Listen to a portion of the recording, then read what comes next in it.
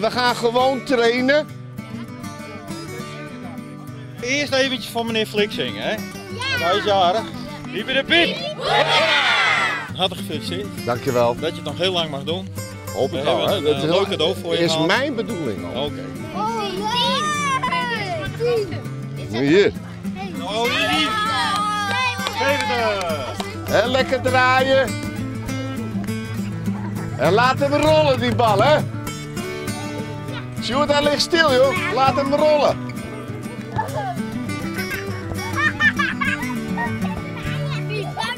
Ik mocht zelf niet voetballen.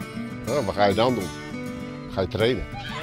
Waarom mocht je nog net voetballen? Ik heb als kind polio gehad.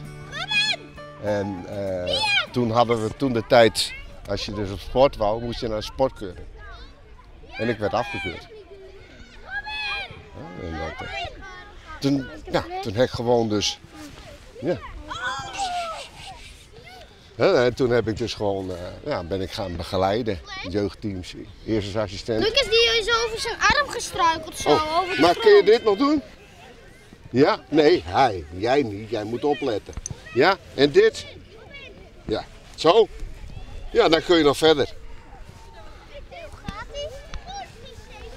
Toen ben ik gaan fluiten. Toen heb ik zelf een straatvoetbalclub opgericht.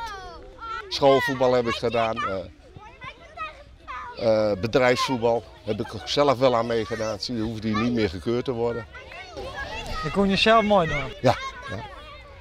Dat was mijn lust en mijn leven. Ja? Ja. Een specialiteit.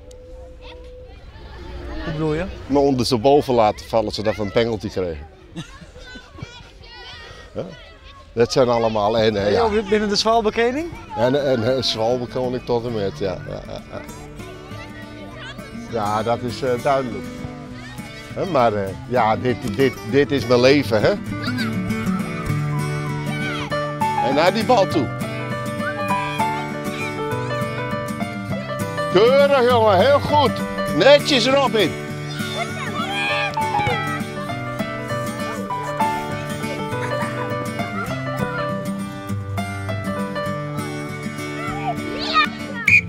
Jongens, kom er eens even allemaal bij. Hoeveel ballen zijn er hier in het veld? 1. Hoeveel mag hij gaan? 1. Hoeveel kinderen zijn er hier op veld? Weet ik veel.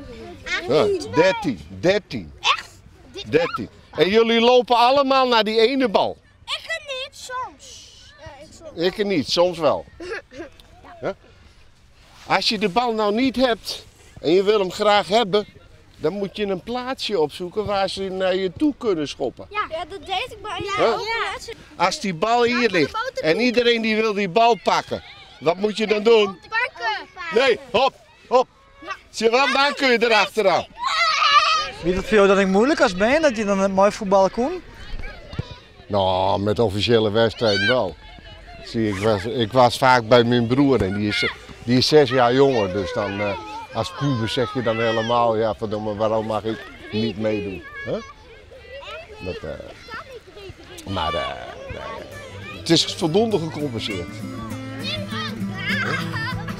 Als ze mij hebben moeten, dan weten ze dat ze een voetbalvelwezen moeten bereiken.